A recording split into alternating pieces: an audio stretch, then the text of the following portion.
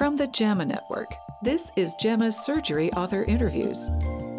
Conversations with authors exploring the latest clinical research, reviews, and opinions featured in JAMA Surgery. Hello and welcome to our listeners around the world. You're listening to JAMA Surgery Author Interviews. Thank you for joining us. I am your host, Dr. Amalia Cochran. Our topic today is a randomized controlled trial of open versus modified open anterior mesh repair for groin hernia in women.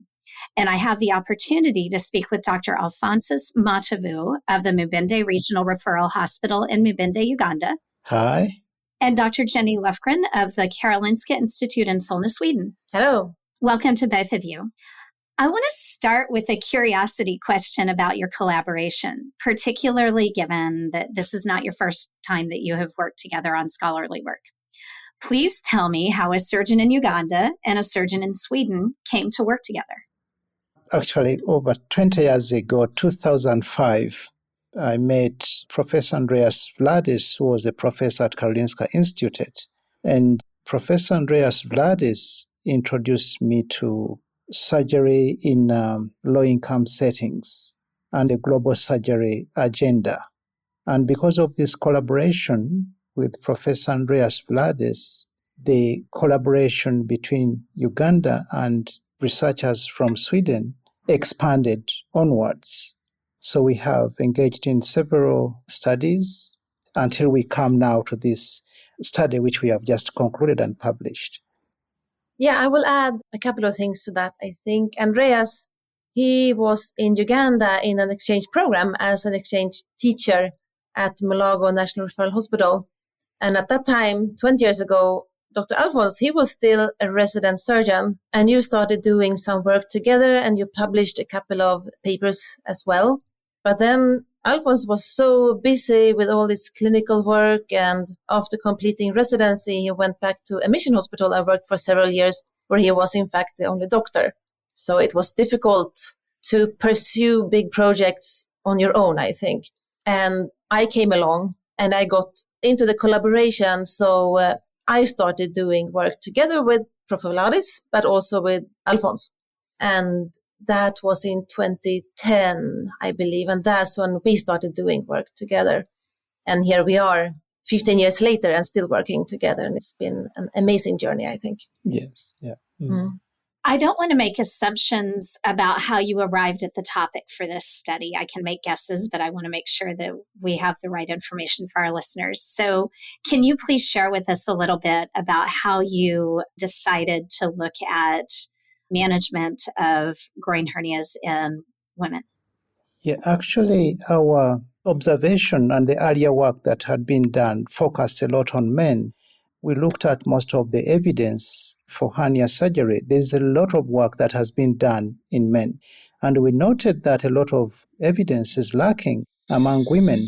And when we looked at the methods that are recommended for suitable hernia repairs among women, they are suitable for women in the high-income countries who can access these methods. And the women in the low-income countries don't have access to these methods because they are not available.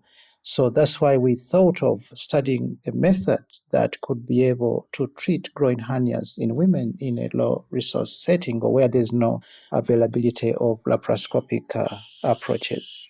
Yeah, that of course also. And then we ourselves have been doing a number of studies on groin hernia in men. And we have been getting questions from the audience, including my own mother, who is asking, but what about the women?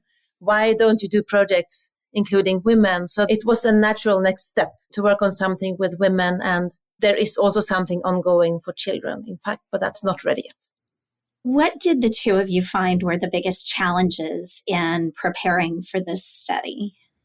The biggest challenges, research takes a lot of time and engagement, but one of the biggest challenges in the preparation was the linkage with the communities where we had selected to do the studies, because the two sites that we thought of starting off the study are quite far from the capital, so there was a lot of movement to get to these areas, link up with the study sites, and a lot of effort in mobilization to work on a strategy to mobilize the patients to come up to the hospital. to take part in the study. So that would have been one of the most challenging part of the study.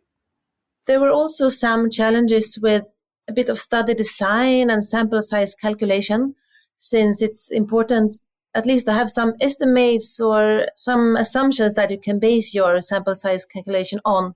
And there was so little work done before that we didn't know what to expect. So we didn't know what recurrence rate to expect. We absolutely did not know how many femoral hernias that we would have in the end. So we discussed for a number of years, in fact, which surgical techniques to compare, what assumptions to make. And in the end, it was just going round and round. So we had to settle for something just to get started. And then working on the project, we realized that what we had expected was not exactly how it turned out. So we learned a lot during this process. Well, and I know that some of that information that was lacking for you up front resulted in the changes to the protocol that you had to make. Exactly, yes. Yes, yeah. Mm-hmm. I also understand there were some interesting challenges during the study itself because of the timing during which this was undertaken, because a pandemic happened. Yeah. And I know that there were really interesting features of the pandemic and the lockdown in Uganda for your study team. And I think those would be fascinating for our listeners. Yeah, actually, the recruitment of the participants, of the patients, occurred just as the COVID pandemic outbreak was starting. And actually, part of the study team had to leave the country very quickly before the lockdown was introduced. So when the lockdown was introduced, I was still in the field following up the patients. And it was very, very difficult to complete the follow-up because there were restrictions, the hours of movement, how to move within specific hours of the day. So we struggled through that and we were able to complete the follow-up, but then definitely I had to remain in the field for over 3 months, waiting for a chance to get back from the study site. And definitely when it came to the follow-up of the patients, again, there were delays in the timing because the follow-ups were supposed to be 1 year, but we couldn't do that at that specific time because the country was still under lockdown for COVID-19 outbreak. So the follow-ups were done a time later when the lockdown was opened. And actually, this definitely affected the subsequent inclusion of other patients into the study because we had to do the 1 year follow-up for the first patients, and then we couldn't complete the other patients who were supposed to be recruited into the study. What happened was really that we included the first 200. The Swedish member of the team, they had to leave Uganda before time because otherwise they wouldn't have been able to, they closed down the airport. And what happened was that we ended up doing our 1 year follow-up, which was closer to 2 years, before the remaining 200 patients were included. And at that time, we realized that our recurrence rates appeared to be higher than expected. And it made us, after some good discussions, to decide that we really need to know what has happened. Why are we having this many recurrences? And that was kind of the basis for finishing the study early. So it's kind of part of the academic process in a way, but it wasn't expected that way. And you did just mention one of the things that I was curious about with the paper, and that is that the recurrence rate was higher than you expected, regardless of which operative technique was used. And do you all have any thoughts on why that was the case?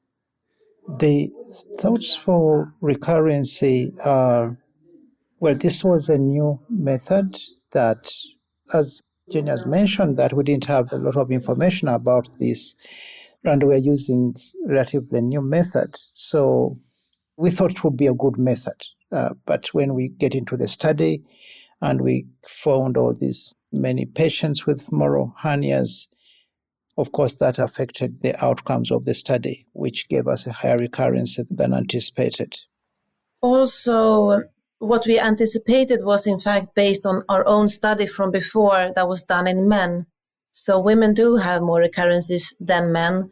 So our assumed recurrence rate was maybe underestimated, which we, of course, then learned the hard way. So it's maybe not that incredibly high recurrence rate, but it was more than we had expected. So that's why we wanted to find out what had happened. If there's something with a technique that was wrong or something that we needed to adjust. I will say that I was awestruck overall that ultimately you all ended up with excellent follow-up with your participants, nearly 100% by the time everything was said and done, even if the timing was a little strange for some of it.